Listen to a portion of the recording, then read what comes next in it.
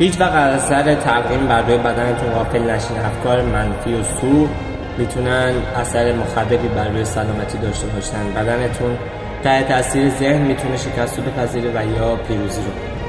طی آزمایش فابریزیو بندتی از دانشگاه تورین ایتالیا هر روز با عاملی دردی رو در بدن فردی ایجاد میکرد و با استفاده از مورفین اون درد رو از بین میبرد. در روز آخر به جای محلول مورفین از آب و نمک سالین استفاده میکرد که این بار هم درد از بین رفت در کمال ناباوری. اسم این اثر عجیب پلاسمو نام داره که قدرت تسلط ذهن بر روی بدن رو نشون میده، اما هیچ توضیح علمی برای این اثر و تقویم وجود نداره و چیز واقعیه که ما اونو لمس میکنیم.